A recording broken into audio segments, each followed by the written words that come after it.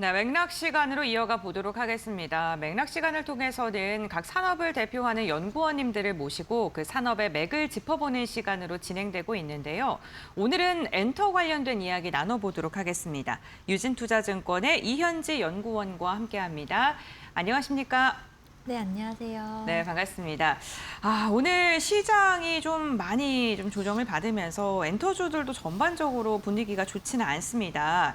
엔터주 특히나 올해 시장 지수 자체가 잘 갈 때도 조정을 받으면서 50%가량 빠진 것으로 확인되고 있는데요. 엔터주들이 올해 이렇게 유독 또 소외를 받는 이유가 궁금합니다. 어떻게 보실까요? 네, 사실은 네. 모든 섹터가 그렇겠지만 이제 테크 중심으로 좀 수급이 많이 몰려 있었던 점이 첫 번째 이유일 것 같고요. 사실은 이제 그 다음을 봐서는 엔터가 올해 상반기, 특히 1분기가 보통은 계절적인 비수기입니다. 그래서 1분기 때 이렇다 할 모멘텀이 있었던 것도 아니고 이제 실적 자체도 1분기가 그렇게 뚜렷하게 좋지 않다 보니 비싸다. 실적이 안 좋다, 모멘텀이 없다라는 악재들과 함께 이제 수급을 많이 잃으면서 좀 엔터가 유독 더 많이 부진했던 상반기를 보내지 않았나 싶습니다. 네, 계절적인 비수기로 인해서 실적 대비했을 때 주가 위치가 과도하다라는 평가를 받고 있다라고 이야기를 해주셨는데 그렇다면 업황의 둔화, 뭐 투자나 수급적인 부분 이런 걸 봤을 때 어떤 게 가장 좀 큰 문제라고 보세요? 사실은 네. 그 업황이 크게 달라진 건 없습니다. 그래서 이게 뭐 장점일 수도 있고 단점일 수도 있는데요. 네. 업황 자체가 달라지지 않았다는 거는 어떻게 보면 장점일 수가 있겠죠. 왜냐하면 그 업 그대로 돈을 더 많이 벌고 있다라는 얘기니까요. 하지만 어떻게 보면 업황이 달라지지 않았기 때문에 작년이랑 똑같은 투자 포인트를 가지고 지금의 멀티플이 과도하다 이렇게 또 생각하실 수도 있기 때문에 사실은 업황 자체는 크게 변하지 않았다는 게 해석하기에 따라 다르겠지만 엔터의 유독 부진에 큰 영향을 끼쳤던 거는 수급이지 않나 싶습니다. 그래서 사실 엔터는 뒤에서 말씀드리겠지만 올해 상반기 특히 1분기까지는 이래저래 업황도 실적도 좀 많이 부진했었는데 2분기를 기점으로는 다들 엔터사들이 이제 활동을 좀 활발하게 하면서 좀 돈도 많이 벌고 이제 멀티플도 역사적 하단에 위치해 있기 때문에 이제 슬슬 반등할 수 있는 구간까지는 내려왔다. 이렇게 보시면 되겠습니다. 네, 수급적인 측면에 좀 꼬인 게 가장 좀 문제다라고 이야기를 해주셨는데 그렇다면 대형 아티스트들의 컴백 기대감을 통해서 주가의 상승을 기대하기는 좀 어려울까요? 해야죠. 해야 하는데 네. 사실은 이게 물론 대형 아티스트도 중요합니다. 대형 아티스트가 컴백을 해서 이제 네. 얼마나 돈을 버냐 이것도 상당히 중요한 요인인데 결국 기대하는 거는 실적이거든요. 첫 번째 요인은 그 아티스트들이 컴백을 해서 얼마나 숫자를 더 올릴 수 있을지가 관건이기 때문에 올해 보시면은 유독 대형 아티스트들 컴백이 꽤 많습니다. 그래서 올해 이제 뭐 1분기 때 SM에서는 엑소도 그렇고 올해 이제 1분기와 2분기에 거치면서 이제 BTS 컴백도 있었고 그리고 올해 3분기 때는 또 이제 빅뱅 컴백도 있고 하다 보니까 이제 고연차 아티스트 컴백이 중요한 모멘텀이 되는 건 맞는데 이 모멘텀이 계속적인 주가 상승으로 이어지려면 이 아티스트들이 얼마나 돈을 버는지 실질적 수익화가 좀 더 중요하다라고 생각을 합니다. 그러면 투자자들 입장에서 컴백이 발표되는 시점보다 실제 실적이 좀 보였을 때, 숫자가 찍혔을 때 접근하는 게 유효할까요? 사실은 엔터는 참 어려운 게요. 모멘텀 어려워요. 싸움입니다. 그래서 실적보다도 먼저 주가는 이 가수가 컴백한다에 반응을 하기 때문에 사실은 컴백 언제 하는지 그 뉴스가 더 중요합니다. 그래서 올해 보시면은 이제 아티스트들 컴백한다라고 해서 네. 특히 이제 방탄 같은 경우에는 올해 1월 달에 이제 BTS 대규모 월드 투어가 공개가 된다라고 네. 하면서 그때가 이제 하이브에 좀 주가상 고점을 찍었었던 시기이기도 하거든요. 그래서 엔터는 투자 판단에 있어서는 이런 모멘텀, 누가 언제 컴백한다, 누가 어떤 투어를 한다라는 게 중요하긴 하지만 이게 단기 반등에 그치는 게 아니라 이제 지속적인 상승으로 이어지려면 실적이 얼마나 잘 나오는지까지 같이 보셔야 좀 더 투자하기에는 좋지 않을까 생각을 합니다. 네, 그 엔터주들이 최근에 시장에 조정이 받을 때 실적이 앞으로 잘 나올 것과 비교했을 때 저평가다 너무나도 밸류가 역사전 하단에 있다 뭐 이러한 분석들 더해지면서 고개를 드는 모습이 나타나기도 했었거든요. 연구원님이 보시기에 엔터 4사들 밸류의 매력 정도를 어느 정도로 보시는지 궁금하네요. 하이브가 네. 사실 많이 비쌉니다. 음. 그래서 사실 하이브는 기존에는 한 30배 중반에서 40배까지 거래되던 회사인데요. 네. 하이브 같은 경우는 지금 30배 언더, 30배가 깨졌습니다. 그래서 지금 12개월 보드 기준으로는 한 27, 8배 정도 왔다 갔다 하고 있는데요. 이게 상대적으로 봤을 땐 조금 비싸긴 한데요. 하이브 자체적으로는 역사적 하단입니다. 그래서 이게 하이브라는 회사를 봤을 때 지금 구간이 밸류상으로는 그렇게까지 부담스럽지는 않은 그런 구간이기도 하고요. 엔터 3사 같은 경우도 기존에는 이제 15배, 20배 사이에서 왔다 갔다 했었는데 지금은 모두 10배 초반, SM 같은 경우는 이제 10배라는 숫자가 깨졌습니다. 그래서 멀티플 자체는 다 역사적 하단에 위치해 있는데 그러면 과거에 이제 엔터사들한테 30배 이상, 40배, 50배 이상 주던 그 시기까지 밸류에이션을 높여줄 수 있냐라고 했을 때는 사실 그때만큼은 아닐 것 같아요. 그래서 조금 더 현실적으로 이제 하이브는 그래도 이제 30배 중후반까지 그리고 엔터 3사는 이제 20배 정도까지는 업사이드가 좀 있다라고 보고 있습니다. 네, 지금 연구원님이 말씀해 주신 거 보면은 엔터 4사 모두 다 좀 상단이 훨씬 더 많이 열려 있다는 그런 기대감이 커질 수밖에 없는 상황인데 증권가에서 목표 주가 하향 리포트도 일부 나오고 있거든요. 그런데 말씀해 주셨던 것처럼 주가가 많이 떨어졌다 보니까 현재 주가가 매력적이다라는 평가를 받을 수밖에 없는 구간에 들어선 건 맞는 것 같습니다. 지금을 저희가 바닥이라고 생각을 하고 접근을 해도 좋을까요? 사실 바닥은 맞긴 합니다. 그래요? 주가상 네. 뭐 여기서 뭐 더 빠지겠냐마는 물론 더 빠질 수 있습니다만 주가상 바닥인 거는 맞긴 합니다. 그럼 네. 이제 관건은 언제 올라요? 그게 이제 관건인데요. 네. 사실은 앞에서 이제 대형 아티스트가 언제 컴백하냐 이게 또 중요하다고 말씀을 드렸었는데 엔터라는 산업을 봤을 때 대형 아티스트도 중요하지만 실질적 주가를 견인하는 모멘텀은 저연차입니다. 그래서 저연차 아티스트가 혹은 신인 아티스트가 언제 컴백하고 언제 활동을 하나요? 이게 더 중요한 이벤트이기 때문에 본질적으로 엔터를 봤을 때 첫 번째 실적이 잘 나와야 되고요. 두 번째 신인 혹은 저연차 아티스트 성과가 숫자적으로 좀 두드러지게 나타나는 시기가 언제인지 이게 좀 중요합니다. 그래서 지금 엔터사들이 이제 시장과의 괴리가 너무 커서 목표 주가가 점점 하향되고 있기는 하는데 2분기 실적만 놓고 봤을 때는 뭐 몇몇 회사를 뒤에 말씀드리겠지만 제외하고는 그래도 2분기에 다들 실적이 나름 최대 실적 나오고 최대가 안 나오는 회사들은 하반기가 또 최대 실적이 나오기 때문에 슬슬 실적에서는 바닥을 잡았다.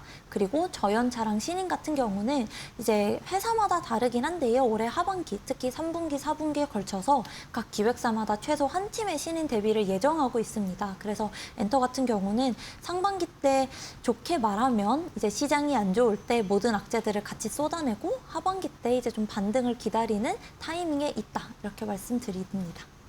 네, 2분기부터 실적이 개선되는 기업들도 있고 3, 4분기까지 봐야 되는 기업들도 있다라고 이야기를 해주셨는데 그렇다면 엔터 4사를 좀 나눠서 2분기 실적을 바라볼 때 어떤 부분 주목하면 좋을까요?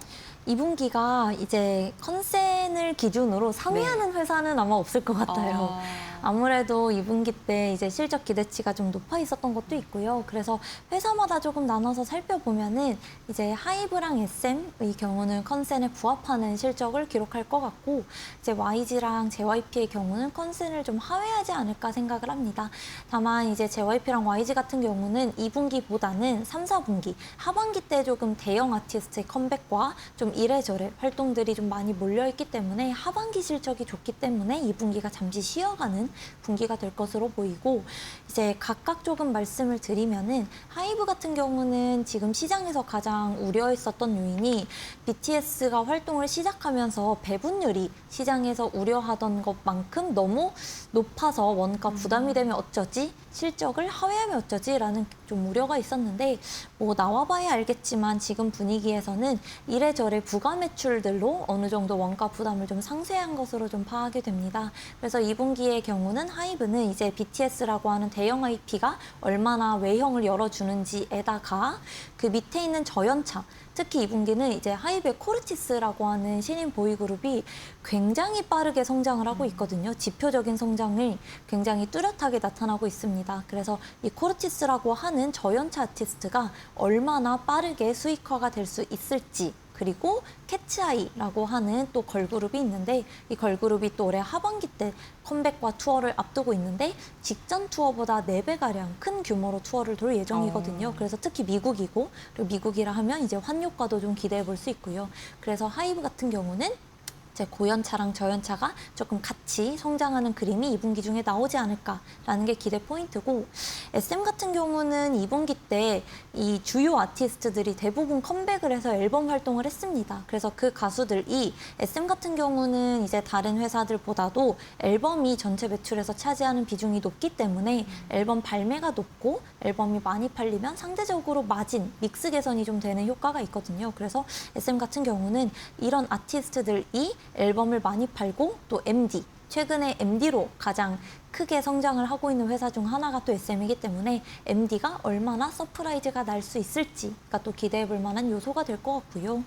그리고 이제 JYP랑 YG 같은 경우는 하반기가 좀 더 기대할 부분이 많은 게 특히나 JYP는 이제 스트레이키즈라고 하는 가수가 하반기에 컴백을 합니다. 컴백과 동시에 월드 투어를 진행하기 때문에 이제 또 시장에서 기대했었던 대형 아티스트 컴백이 하반기에 있고 YG 같은 경우도 이제 6월 말부터 베이비몬스터라는 저연차 걸그룹이 월드 투어를 크게 돌기 시작을 했는데 외형을 열어주는 빅뱅의 컴백이 올해 8월에 월드 투어 시작을 또 예정하고 있어서 YG랑 JYP는 이제 하반기 조금 더 실적 기대감을 갖고 가는 상황입니다.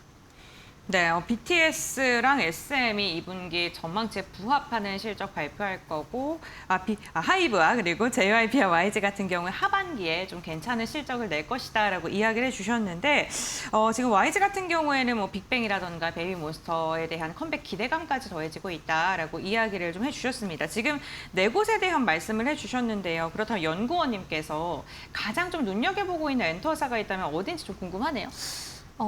아마 느끼셨을 수도 네. 있어요. 어쩔 수 없이 하이브를 가장 좀 추천을 네. 드리는데요. 사실 하이브가 좀 너무 비싸다, 여전히 밸류 부담이 된다라고 생각하실 수 있는데 하이브라는 회사를 제가 좋게 보는 이유는 그럼에도 불구하고 고연차와 저연차의 성장이 가장 뚜렷하게 나타나고 있는 회사이기 때문입니다. 제가 엔터를 봤을 때 이제 저연차도 중요하고 고연차도 중요하다 말씀을 드렸는데 시장으로 접근을 해보면요. 아직까지 중국이라는 시장이 문이 확실하게 열리지 않았기 때문에 우리가 기대할 만한 실질적인 시장은 북미에서 얼마나 성과를 빠르게 내냐가 더 중요합니다. 그래서 북미 같은 경우에 하이브가 그래도 가장 빠르고 크게 실적을 벌어들이고 있기 때문에 실적을 만들어내고 있기 때문에 이제 하이브 같은 경우는 BTS를 기점으로 그 밑에 있는 아티스트들이 순차적으로 2, 3, 4분기에 걸쳐서 대규모 월드 투어를 또 진행할 예정이고요. 하이브 같은 경우는 또 올해 두 팀의 신인 아티스트 데뷔가 하반기에 또 예정이 되어 있습니다. 그래서 캐츠아이 동생 그룹 이제 또 북미에서 활동할 걸그룹 하나가 또 데뷔를 앞두고 있고 또 국내 걸그룹 또 데뷔를 또 앞두고 있기 때문에 신인과 저연차가 꾸준히 나오는 상황에서 고연차가 외형을 열어주고 북미라는 시장에서 가장 성과가 두드러진 근데 밸류에이션은 역사적 하단에 있다. 그래서 이제 하이브를 엔터에서는 가장 추천드립니다. 네, 하이브에 대한 이야기를 좀 해주셨고요. 최근에 또 인터넷에서 많이 보이는 게 코르티스나 캐츠아이 같은 경우에는 지금 사람들이 또 많이 좀 따라하는 쇼츠도 유행하고 있는데 이런 걸로 또 확산이 되면서 인기가 좀 더 확산되는 모습도 나타나고 있고 그러한 영향까지 좀 더해진다면 하이브 이야기를 좀 해주셨습니다. 저희가 지금 엔터 4사에 대해서 집중적으로 얘기하고 있는데 최근에 그 제작사들도 드라마나 영화가 흥행을 하면서 반짝하는 그런 기업들이 있더라고요. 단기적인 반등에 그치는 것 같아 좀 아쉬운데 연구원님이 보시기에는 어떻게 보실까요?